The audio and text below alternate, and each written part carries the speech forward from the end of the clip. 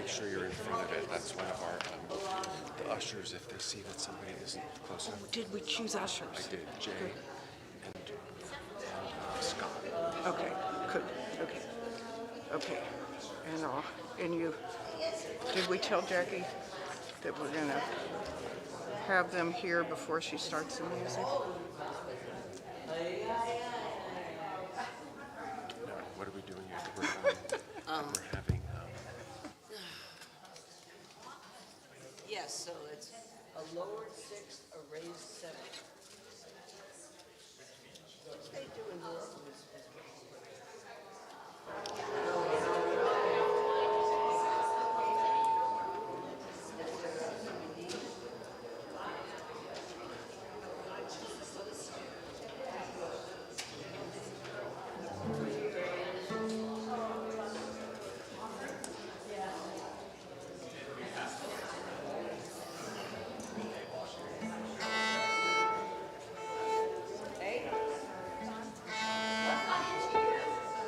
What, that I got here before you? That's all. Test. You used to call me a racing guy. Test.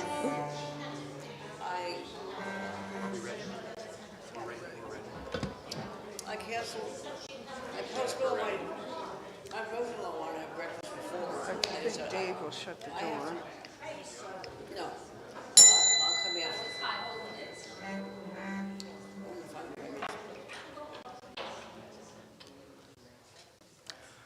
Good morning. Welcome to the Treasure Coast Unitarian Universalist Congregation in Stuart, Florida. Today is September 28th, 2025, just past the autumn equinox, and we've also just passed Rosh Hashanah, the Jewish New Year, and we're approaching Yom Kippur, the holiest day of the Jewish New Year. I'm Janet Grote, your worship associate today. We are a welcoming congregation. We welcome people of all gender identities, ages, and backgrounds. We are on YouTube too. To be put on our email list or find out more information about us, Google Treasure Coast Unitarian. Note the email link to request our online newsletter. Hello? Did you silence your cell phones? Mm-hmm.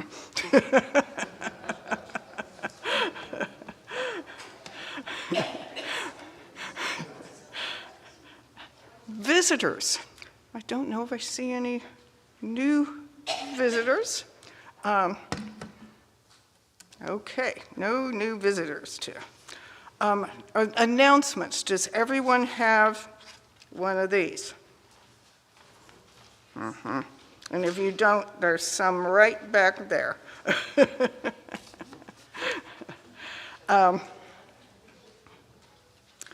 So you see that the printed order of service for more details about what's going on. Jackie Buckley is coming up to make an announcement for regarding the Social Action Committee. Here's Jackie Buckley.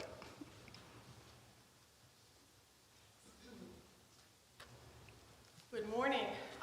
Just want to let you know that the church has an opportunity to work with another church in the area, the First Unitarian Universalist Church of the Palm Beaches, just south of us, sister church. And Truman Dunn, the head of our committee, has arranged for us to work with them during the month of October, just for the 4 weeks. And they've got two parts of their request if we're willing to do it, and the board has approved this. The first is they have something down there called a period pantry, and they collect feminine hygiene items, different products for women, and they distribute them to girls' clubs and homeless shelters down there. So we've been asked for the just the 4 weeks in October, and there'll be a basket or a box in the entry hall there for collecting those items for those who wish to donate to that. The other ask they have is they make up travel kits for young women who have to leave the state for reproductive care because of a 6-week ban on abortions here. And they make up these kits to give to young women who have to leave the state. And for some of them, people who are on a plane for the first time, it's a very stressful thing for them, I'm sure. And we might have the opportunity, besides providing financially for that, is to write personal notes of support to go in the packets. And I was given one of these last year from the Red Cross when we had the hurricanes. They'll make up a little backpack, probably not red like this, but for the young women who would need them. And the reason they collect money instead of the supplies for that one is everyone gets the same kit with the same supplies. So we might have the opportunity to help fill the kits and also to write notes of personal support if we choose, just for the 4 weeks in October, and that's our ask. Thank you. Homecoming, October 26th, although we do have Scott here today for one week. Bob asked us to bring some food we remember from the first table we sat at. It's a month away, but start thinking. I'm thinking TV trays. Also, start thinking about what you will wear for the Woodstock party, and might see Ken about that. And of course, on the 1st and 3rd, we meet at Poppleton Creek Park at noon for our brown bag lunch. I think that's this Tuesday. The park is just down the street. No? Yes. Oh, anyway, someone figure that out for me. Yes, I'm right? I'm not. Tuesday's the 30th. Okay. That's why I didn't have it in here. Okay. We have decided that we are going to meet there, rain or shine, at that park. Of course, we will have coffee and cookies after the service. And we want to thank those who helped us with the service today. Jackie Buckley and David Grafe are greeters, and of course Jackie Robbins and our birthday girl, Sandy Craig. It's not.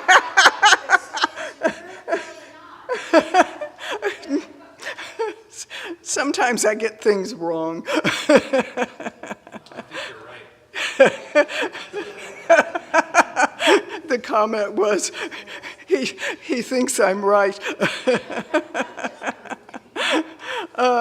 And our ushers today are going to be Scott and Jay.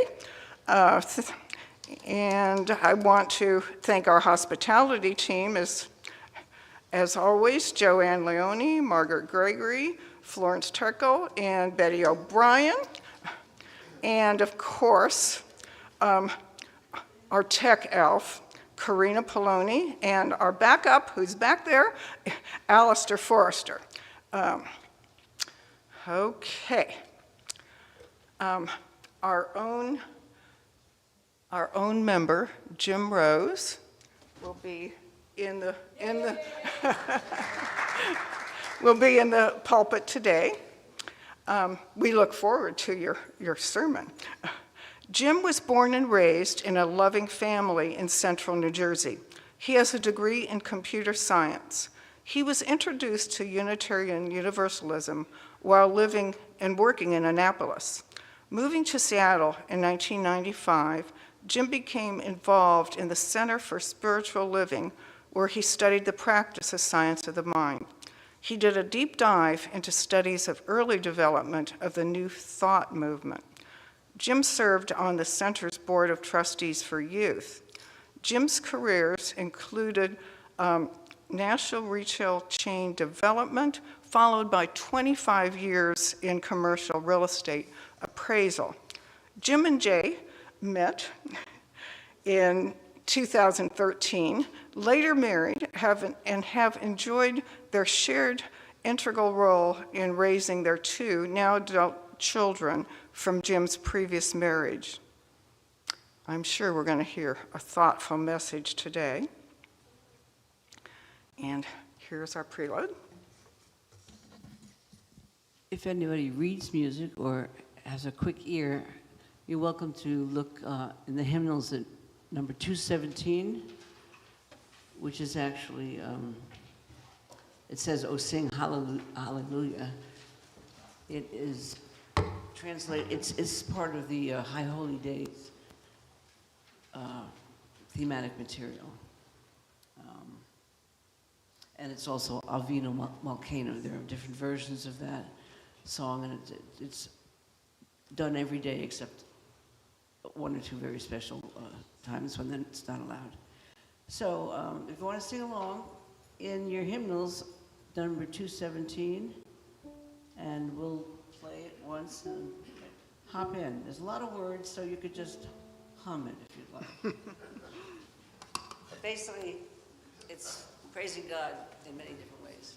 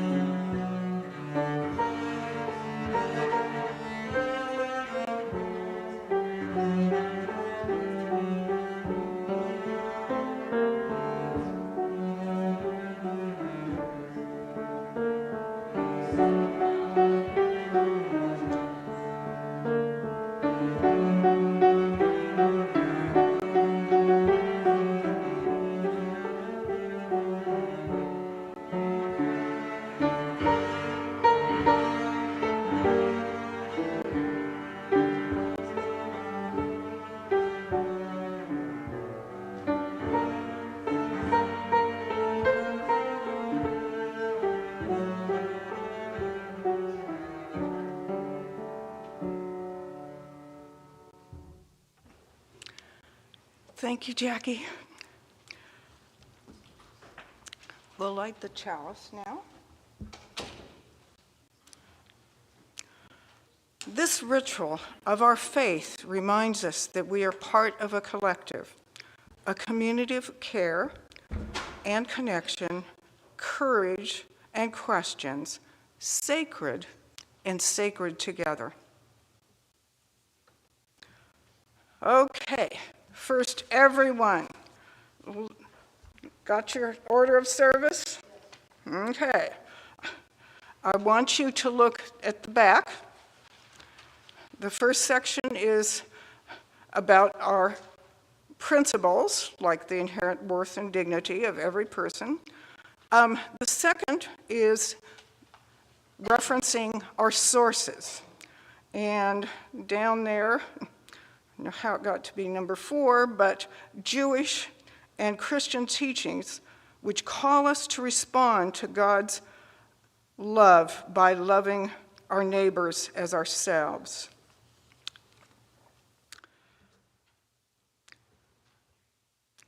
When I was a little kid, I defined Unitarians as a church where people of mixed marriages went. Of course, that was Christian and Jews. So although I don't really know a lot about Judaism, I feel that it's part of my life, and so many of my friends are of Jewish heritage. I offer these words by Victoria Safford. On the days between Rosh Hashanah and Yom Kippur, every fall, every year, the people make their peace with anyone they have wronged or slighted or injured or in any way neglected in the past 12 months. The task is not to patch things up, to smooth things over, to reach a compromise, or sweep mistakes and uneasy memories under the rug. The task is not to feel better, The task is ownership. The goal is truth. For its own redemptive sake, I did this, I said this to you, and it was wrong. I neglected this. I botched this. Now we're going to have our first hymn, which is number 108, My Life Flows On in an Endless Song.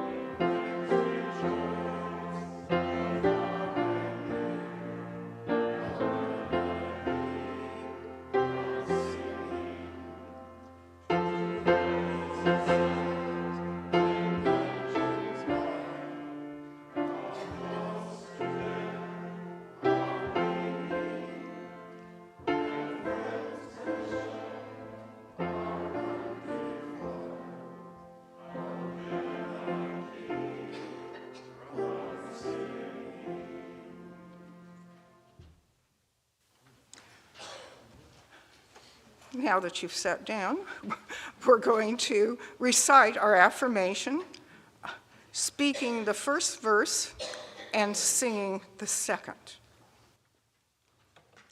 Love is the spirit of this church, and service is its law. This is our great covenant, to dwell together in peace, to seek the truth in love, and to help one another.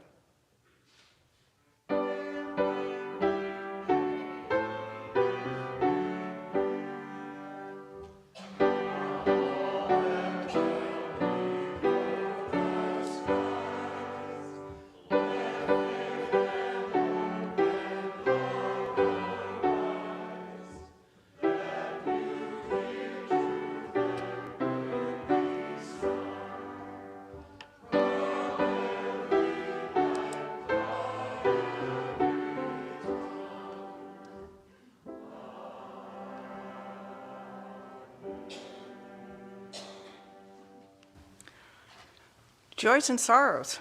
First, I want to mention that I failed to mention John Morn is going to be doing some music at the end of our show here.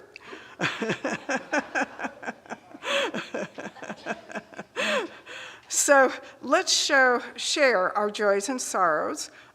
Step up to the microphone to speak. Tell us your name and first move a stone in our symbolic river of life to mark each joy and sorrow. The first one I'd like to mention is for us to remember Bill Falk. Today would have been his birthday. Is there anyone to step up for a joy or sorrow? Oh, yes, we need to move a stone for Bill. And here comes Jackie Robbins. Hi, I'm Jackie Robbins, and I have a joy, which is that a family member had a brain MRI, and it turns out there's no plaque. So I have great hopes to throw away the pharmaceutical things that are happening, and try something real that is natural, because there's many alternatives. And I'm very happy about this possibility.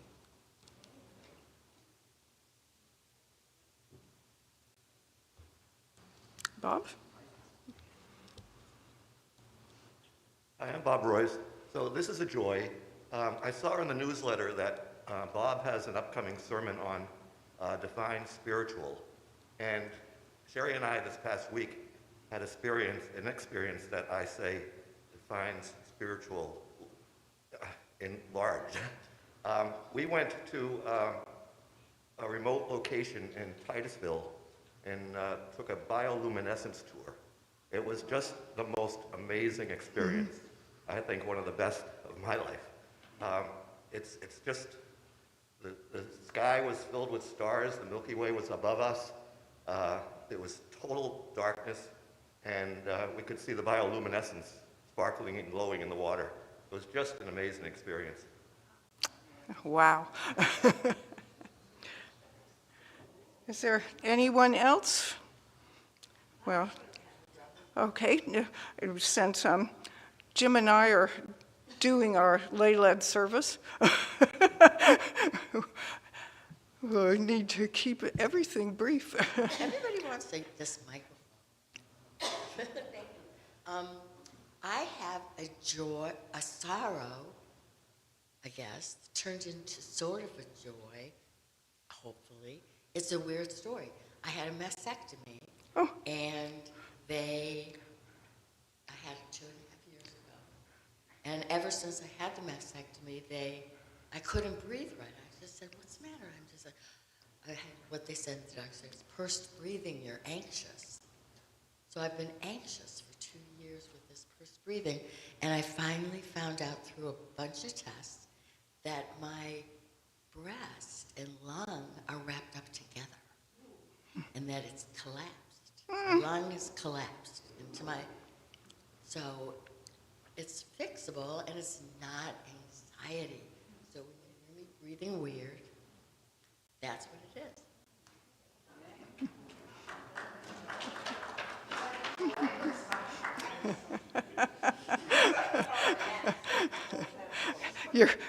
You're here, that's a joy. Scott. It's a joy to be here. I'm only here for the week, but couldn't miss services. And just wonderful to see you all. Joanne is not on this trip, but she sends her love to each of you, and will join us on the YouTube this morning. Hi, Joanne.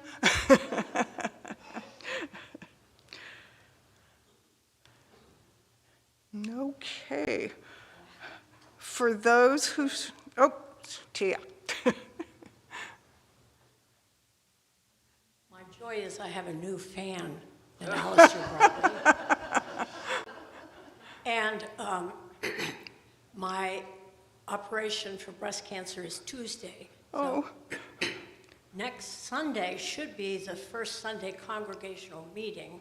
So I'm going to have to put that off a week. So it'll be the second Sunday congregational meeting. So, and thank you for all your good thoughts. I know it's going to go fine. So I'll see you as soon as I can.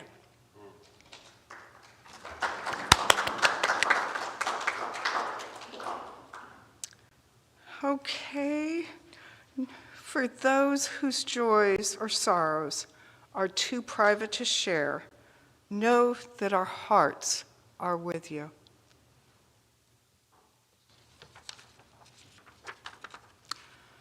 Now we're going to have a responsive reading.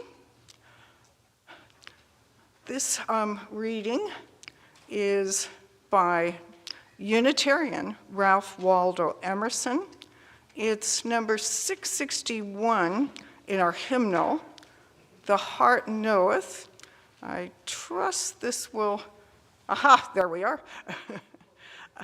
I'm going to speak one sentence, and then you speak the next sentence. We have a great deal more kindness than is ever spoken.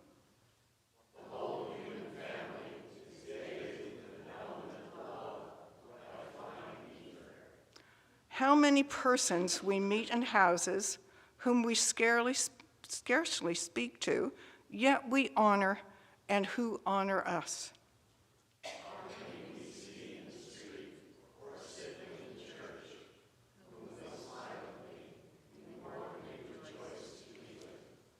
Read the language of those wandering I-beams. Now, our Spirit of Life hymn, of course, we're going to hum it one time through and then sing.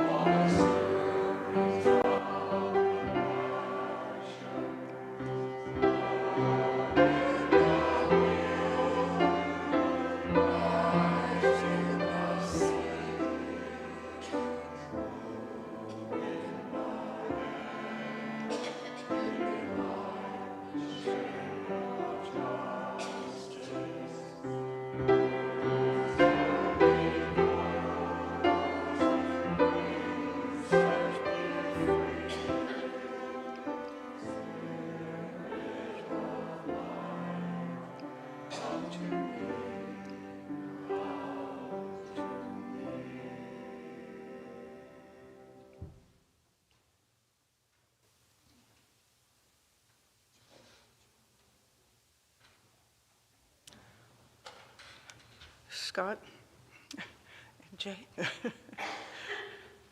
It's now time for offertory. Will the ushers come forward?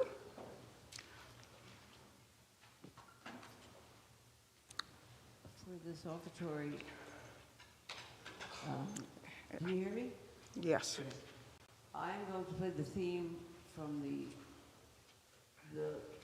evening service before the Day of Atonement, which is the holiest day of the Jewish year.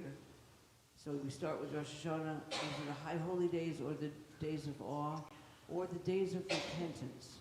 So most Jews who are practicing spend the entire day repenting for their sins and considering making a new pact for the coming year to be a better human being, to reach out to the community and do what they've been asked to do, which is treat others with respect and dignity as you would like to be treated.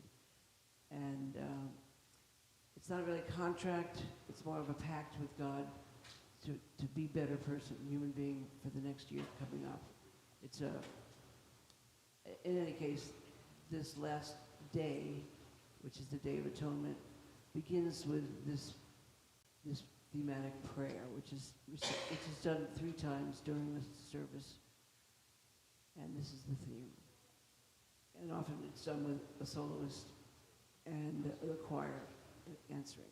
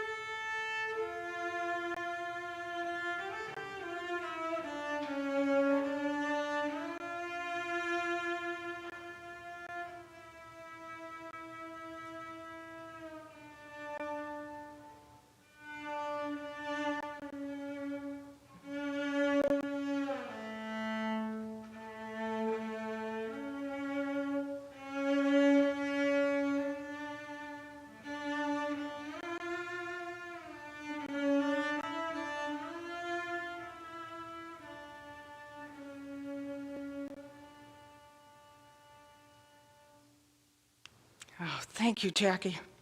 And thank you all for your financial offerings today, which help sustain this congregation as a place where truth can be spoken without fear.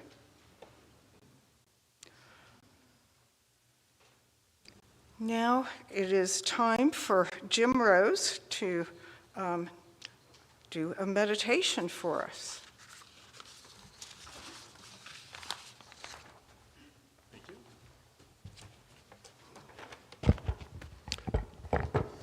Good morning.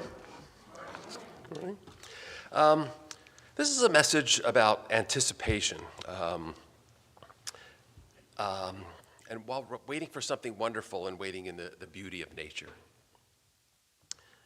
Einstein and Besso sit in a small fishing boat at anchor in the river. Besso is eating a cheese sandwich while Einstein puffs on his pipe and slowly reels in a lure. Do you usually catch anything here, smack in the middle of the Eyre? Asked Besso, who has never been fishing with Einstein before. Never, answers Einstein, who continues to cast. Maybe we should move closer to the shore by those reeds. We could, said Einstein. Never caught anything there either. You got another sandwich in the bag? Besso hands Einstein a sandwich and a beer. He feels slightly guilty for asking his friend to take him along on this Sunday afternoon. Einstein was planning to go fishing alone in order to think. Eat, says Besso. You need a break from pulling in all those fish. Einstein lowers his lure into the boat and starts eating. For a while, the two friends are silent. A small red skiff passes by, making waves, and the fishing boat bobs up and down. After lunch, Einstein and Besso remove the seats from the boat and lie on their backs looking up at the sky. For today, Einstein has given up fishing. What shapes do you see in the clouds? Michel? Asked Einstein. I see a goat chasing a man who is frowning.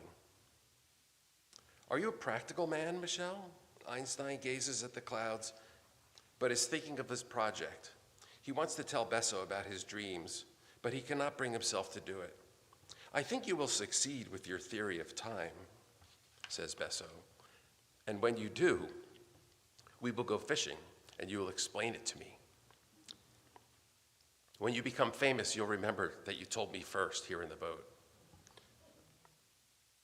Einstein laughs, and the clouds rock back and forth with his laughter. And now some silence.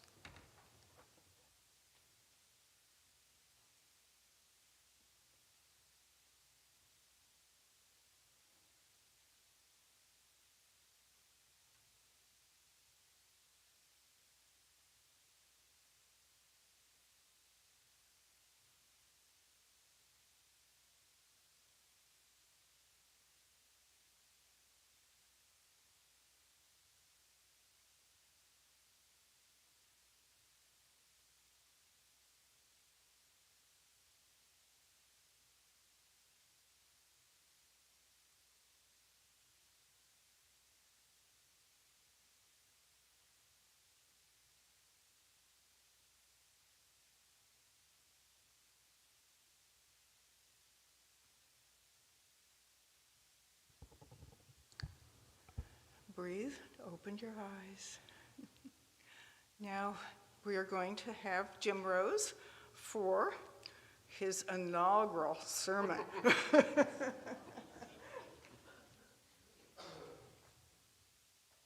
Well, thank you.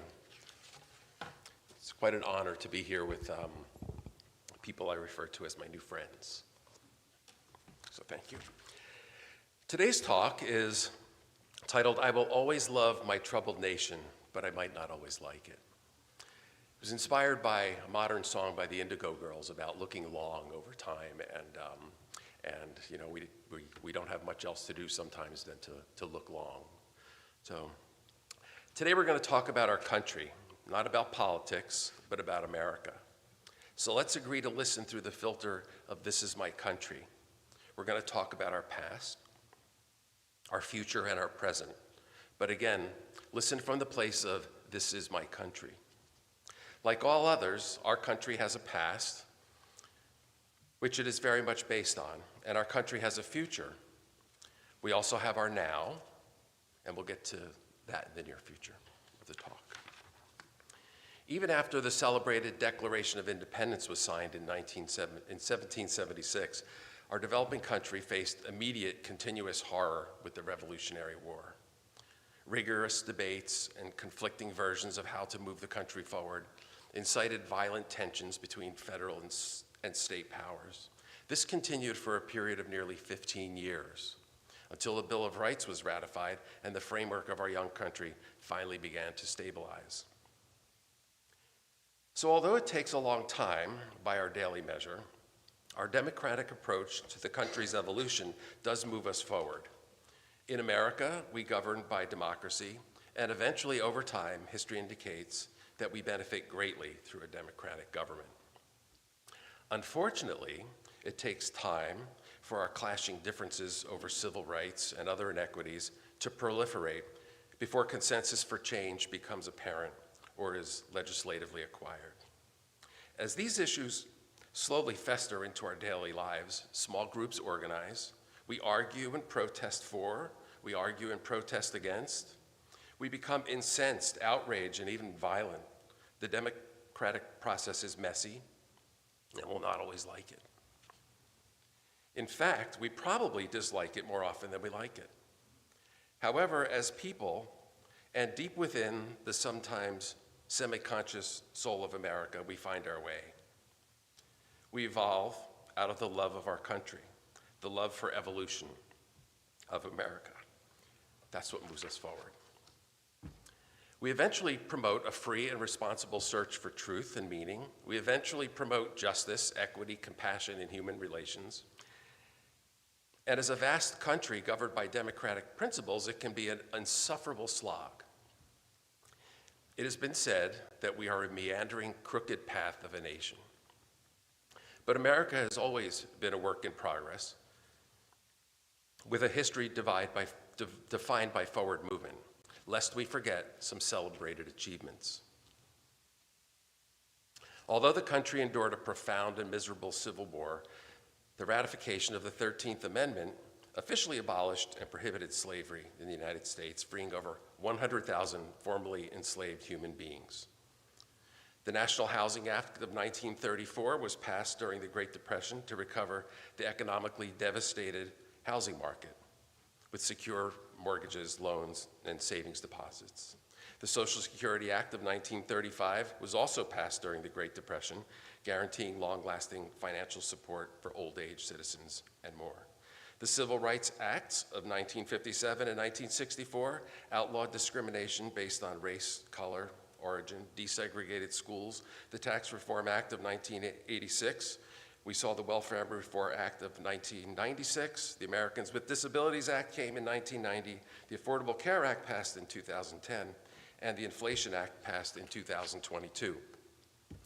All of these acts of legislation have subsequently been subject to greater and lesser degrees of reform, rollback, modification, elimination, alteration, you name it.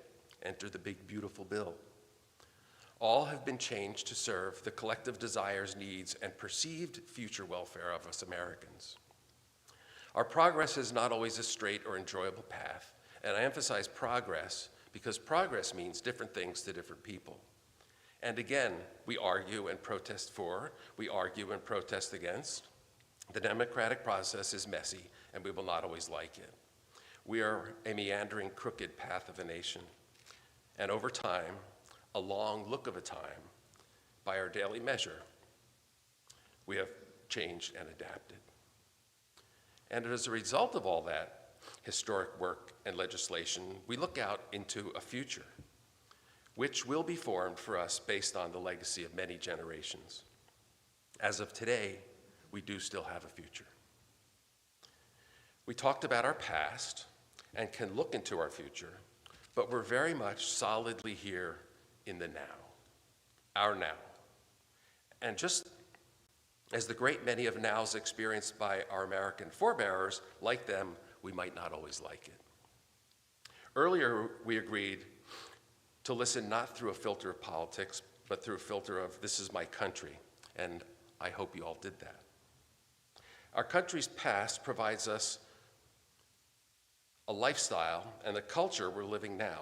Pride for our country is founded in our past, and our perspective of the future still holds hope. But the now, in this perspective, as it has been with our forebears, can be inescapably political. So again, I ask, rather than through a filter of politics, we agree to listen through a filter of how can I contribute less to the problem and more personally toward a constructive solution. Our now is fraught with oppressive interpretations and beliefs that our democracy is on a path toward destruction, that our country is being stripped of its values before our eyes. Families and individuals are suffering abuses not seen for a long time in America. We see the uprisings in the streets. We see the chaotic, insufferable news headlines. We hear language and jarring sound bites that set us off into a rage. The rage is highly present on both sides of almost every divisive culture issue in front of us. For every perceived injustice, transgression, or even slight, there is a growing tendency for people to react with intense public anger. This phenomenon is ironically driven by the inherent human desire for belonging and validation. Belonging and validation sounds so comforting. But a ubiquitous news media and the technical amplification of it surrounds us now, and we are all intellectually aware of it. It's actually yet another thing we get to complain about. It has the ability to immediately profile us as conservative or progressive as we try to navigate our news and favorite cultural topics. Because it has polarized and jarred our sense of what should be pride in America, I want to talk about the nefarious factors at play. Facebook was benignly developed to simply connect university students with classmates of similar interests, a noble project. Over time, and void of inadequate regulation, the tech industry has grown to a mammoth communications industry with Facebook, Meta, Instagram, Google, YouTube, worth nearly $5 trillion in the economy. Their algorithms intentionally and scientifically rage bait us to drive high engagement through comments and shares, and literally imprint our every selection. The news feeds are usually nested between the most adorable kitty cat and puppy dog postings. This seductive engagement shapes our sense of reality and is a primary influence and cause of our enragement. I'll repeat this. This seductive engagement shapes our sense of reality and is a primary influence and cause of our enragement. This is certainly not to say that anything going on in the world is anywhere near acceptable or tolerable to many of us. I'm just pointing out how the media, whether you're on TV or on your tablet or on your phone, intentionally amplifies our outrage. While we can't shy away from the cultural disappointments of our now, we can and literally have to alter our media consumption and replace it with something more personally enriching. Obviously, distancing ourselves from the news and media feeds is an essential first step, and many of us have done that already. We've turned off the TV, maybe even deleted or abandoned some news apps. And that's a good step to become less of the problem. Now, how do we become part of the solution? We're all certainly confronted face to face by people with differing perspectives on what today's dividing issues in our country are. We all know people from whom we've been separated from and socially divided from politically. It's not the Civil War, it's not the Great Depression or massive and violent march for civil rights, but it is a period that brings us a sense of suffering, unrest, and fear for our future and the future of our country. We'll always love our troubled nation, and there are parts of it right now we might not like. To be part of a solution requires taking some type of action. In the face of deep ideological divisions, the American way eventually always seems to find resolution in shared values. When we seek the values we hold in common with others, we find a foundation on which to build unity.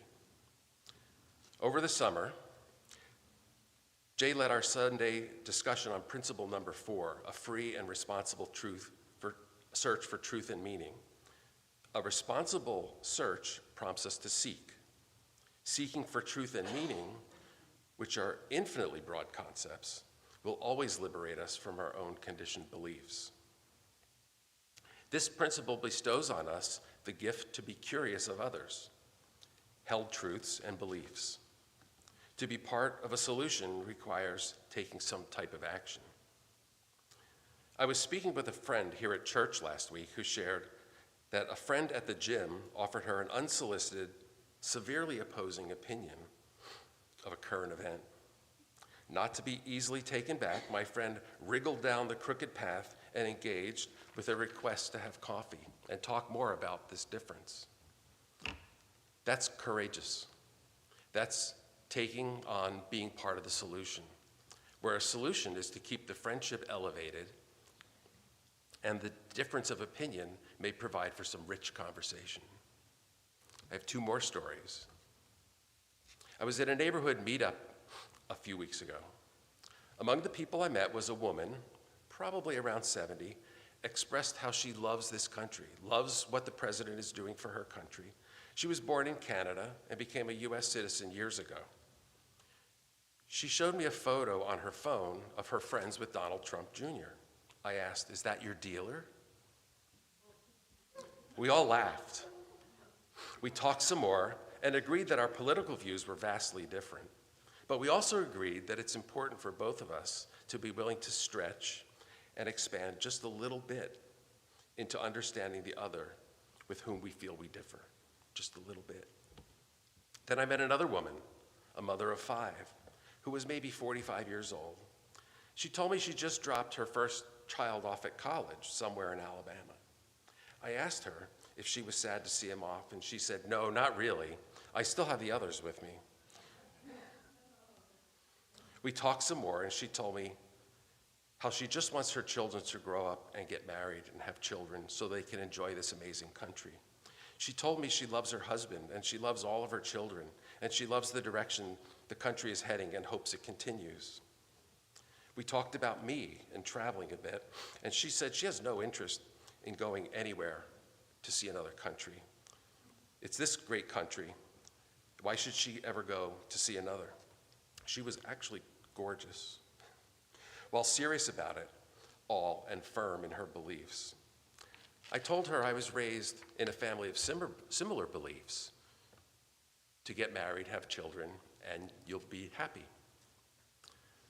But then, beliefs I got married and had children, but then realized, due to my sexuality, my wife and I needed to expand beyond our marriage, and we divorced, but remained dedicated to our children, lived in the same community to raise them. I told her I realized that just because the marriage didn't work out, I felt I was still on the hook for the welfare of my ex-wife, and certainly my children. She said, "Yes, I understand. Those are high, dedicated values of your family." We talked more. I realized we were far apart on our political perspectives, but we did find that we are in agreement on our values. Jay said it's one less person to be competing for our cabin in the Danube River cruise next year. And we both look forward to seeing both of these ladies again. Why would I deprive them of their freedom to live the way they choose in America? My relationship with them in Palm City isn't going to change America. America will change and correct itself over time. I know that. I will always love my troubled nation, but I might not always like it. And when I don't, I can be part of a solution. That's reach out to our community. Now please join me in hymn number 159 in the hymnal. This is my song.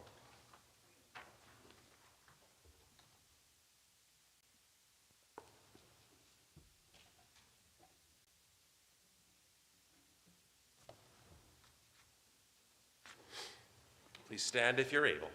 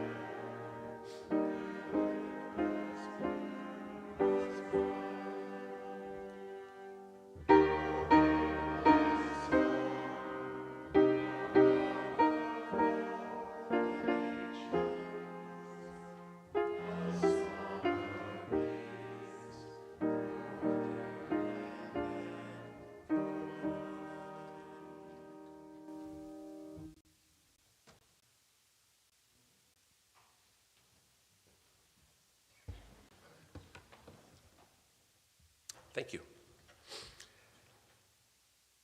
Before our benediction, I want to celebrate John Morn, who's written a wonderful song about how small things in your life build up over time and give us wonderful support. And that's our prelude today. But first, our benediction, our closing words. We breathe the common wind of the earth, no matter where we live, who we love, what language we speak. We drink the common water of the earth, no matter what our color, how long we live, the coverings we drape on our forms. We travel the common paths of the earth, no matter our beliefs, how far we move from home, the gold that we carry, or its lack. May we live from these truths, our hearts open to the loneliness all around us, and our hands turned away always turned toward the common good. We'll see you at coffee. John?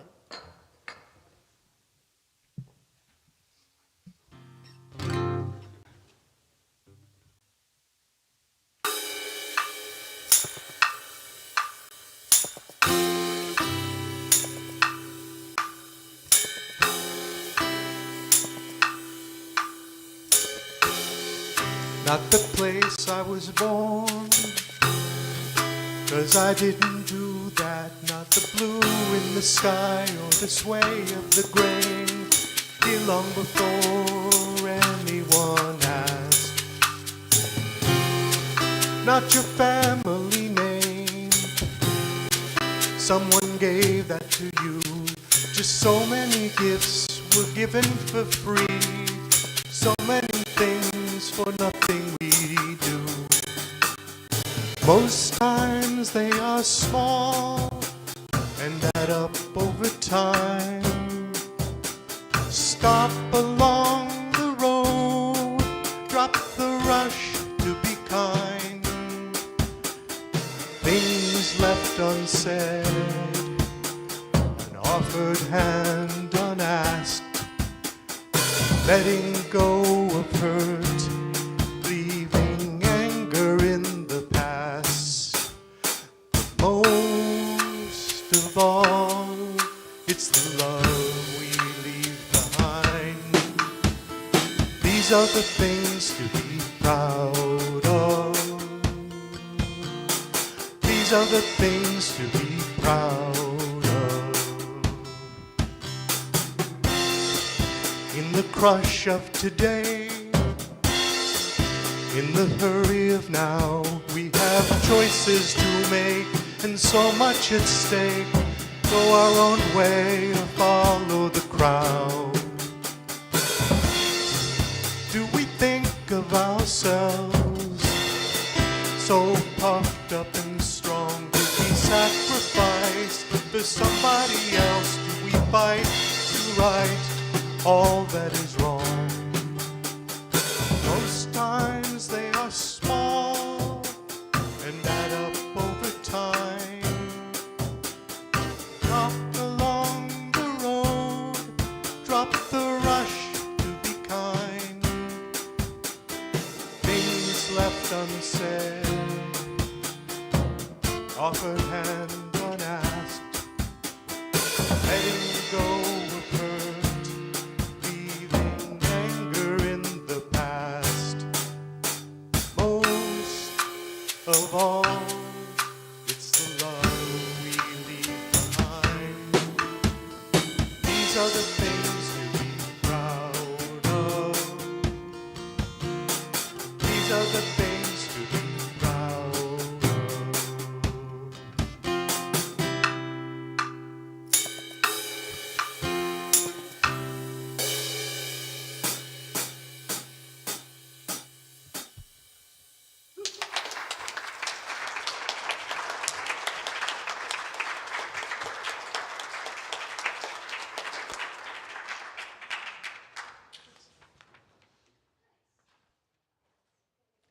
Thank you, John. Coffee time.